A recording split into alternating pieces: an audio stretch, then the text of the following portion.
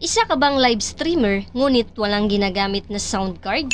If yes, then it's time for you to watch this video para malaman mo kung paano malagyan ng sound effect ang iyong live stream kahit na wala kang sound card na ginagamit. But guys, if you're new to my channel, please don't forget to like, subscribe, and hit the notification bell para lagi kayong updated pag may mga bago akong videos.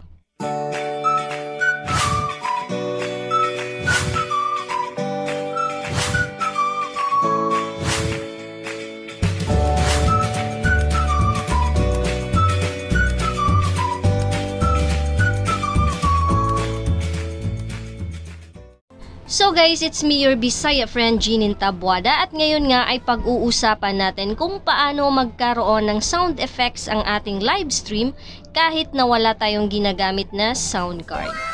Yes guys, tama. Walang sound card ngunit magkakaroon tayo ng sound effects. So paano nga ba? So tara, simulan na natin. So the first thing we need to do guys is to download these 3 applications. Ito ay ang Audacity, Filmora 9, and BetPad. Ito yung 3 applications na kailangan natin para malagyan ng sound effects ang ating live stream kahit na wala tayong ginagamit na sound card. Actually guys, during on our live stream, ang gagamitin natin ay itong BetPad. Kaso lang, may procedures pa tayong kailangan gawin para malagyan siya ng sound effects para gumana siya at magamit natin sa ating live stream. So ngayon guys, ang kasunod nating gawin ay mag-convert ng sound effects into MP3. So kung wala pa kayong na-save na sound effects or na-download, mag-search lang kayo sa YouTube. Marami naman kayong pwedeng pagpipilian doon. So ngayon guys, mag-convert na tayo. I-open lang natin ang ating Filmora 9. Ayan. Tapos, i-click natin itong plus.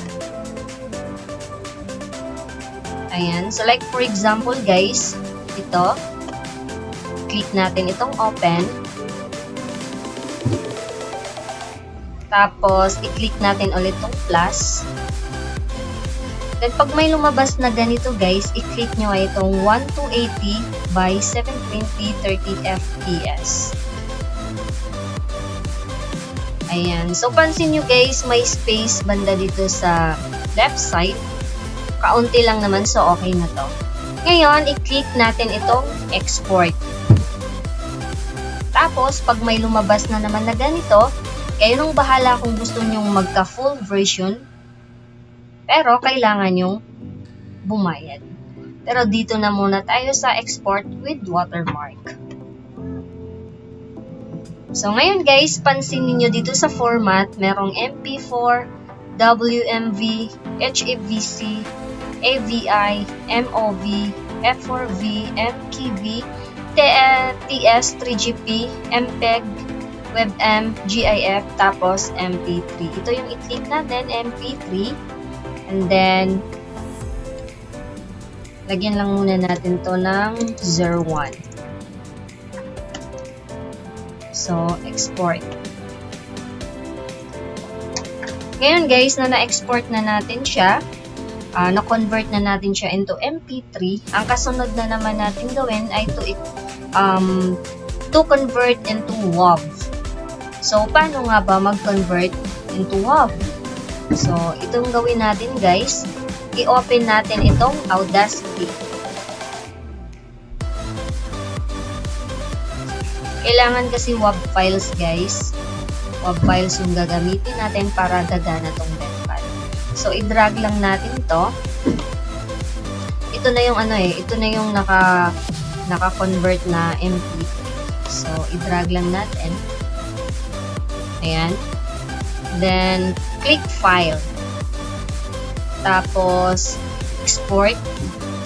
Export as WAV. So, sa desktop pa din natin siya i-save. So, 001. Then, save. So, ayan. Ngayon, mag-convert na naman ulit tayo ng sound effects into MP3. Dagdagan natin ng isa, guys. So, yung mga sound effects ko, dito siya sa downloads.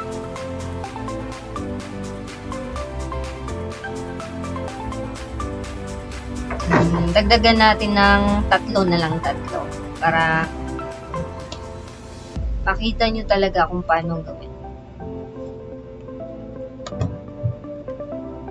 I-drag na lang natin para di na tayo mahirapan pa. Yahoo.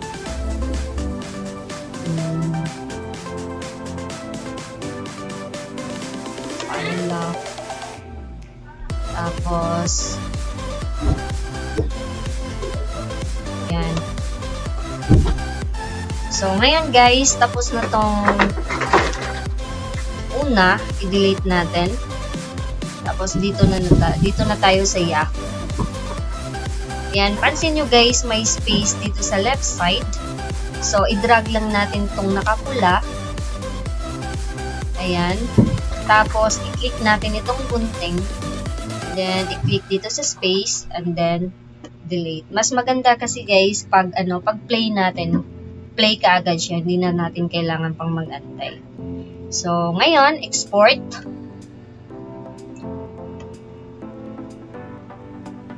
Tapos, MP3. Huwag niyong kalimutan guys, MP3 guys ha. Convert into MP3. Tapos, export. So, dagdagan natin pa para isahan na. Matapos agad tayo. So, dito na naman tayo sa Funny Love. Click ang plus. So, ayan, pansinin nyo, ang laki ng space dito sa left side. So, i-drag lang natin itong pula. Then, i-click ang gunting. I-click ang space. And then, delete. So, export. Mahirap lang naman siya sa umpisa, guys. Pero pag masubukan nyo na, masanay din kayo. Madali na lang siya. So, last one na lang. Ito. So, i-delete muna natin. Tapos, idagdag natin tong isa. Ayan. May space ulit siya, guys. So, i-drag natin ang pula. Tapos, i-click ang gunting. Click the space. And then, delete. So, export again. Then MP3 and then export. Ayan, so ano na tayo guys, sa Audacity na tayo mag-focus. Natin siya. I-convert natin into WAV files. So click the Audacity. Tapos na tayo dito, di ba? Mag-ano na lang tayo, mag-new.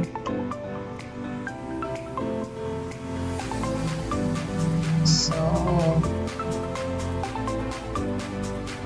ayan. Drag lang natin. Tapos, file. Export, then export as WAV.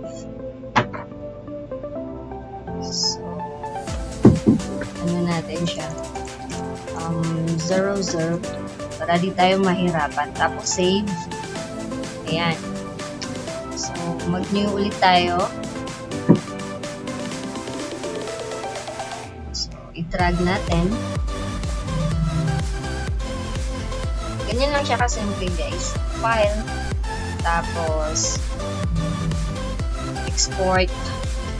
Export as well. So, 003. Save. So, last one na lang. New ulit. Tapos, i-drag. File again. Export. Then, export as WAV. So, 004. Then, save. So, ayan guys. Naka-convert na siya into WAV files. Ang next na naman natin gawin ay i-open natin ang program ng BetPad. So, puntahan natin ang ating dito tayo guys sa folder. Tapos, palakihin lang natin. Tapos, dito tayo sa Windows C. Then, Program Files, kung saan nakasave yung Betpad na folder. Tapos, ito siya guys. Click Betpad. Then, i-click natin ang Beats. So, pagka-click natin sa Beats, i-click natin itong WAV files. Ayan. Ang gawin natin guys ay i-drag ulit yung mga sound effects na naka-WAV na. So, ito yun. 001. Tapos, 002. Then, 003. And then, 004. Ayan. 4 lang yung inedit natin eh. So, ngayon na nakasave na siya sa WAV files, i-open natin ang Betpad.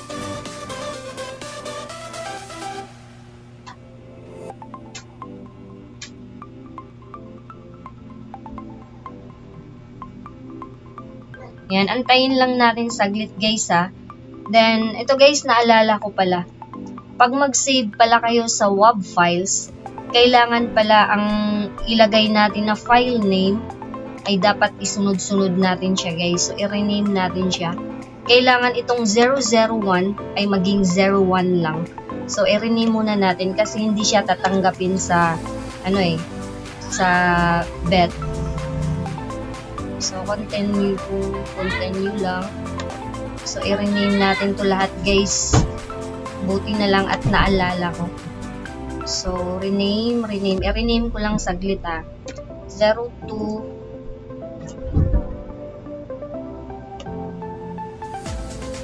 03.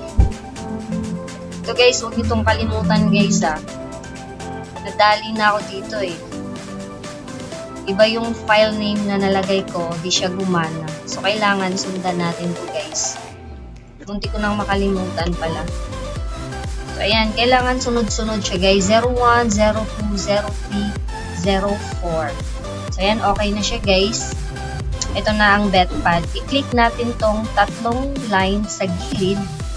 Then, customize beats. Tapos, dito tayo sa browse. Ayan, automatic siyang mag-open sa WAV files. So, i-select all lang natin. Tapos, open. So, ayan, pansin nyo guys, naka-waiting yan kanina. Tapos, ayan, naka-ready na. So, ngayon, i-testing na natin. So, back. Dito na tayo. So, i-click lang natin guys yung numbers ng keyboard natin. 1, 2, 3, 4. So, hanggang 4 lang naman kasi tayo. Ayan.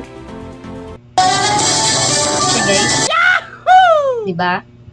So, magagamit natin to guys pag nag-live stream tayo. So, during on our live stream, i-open lang natin tong pad na application. Ayan. So, pwede nyo ma-apply to guys. Hindi nyo na kailangang gumastos, hindi nyo na kailangang bumili ng sound card. So, ayan, hanggang dito na lang guys. Sana ay nakatulong ako sa inyo kahit papaano. Maraming salamat sa inyong pagpapanood. Hanggang sa muli, paalam!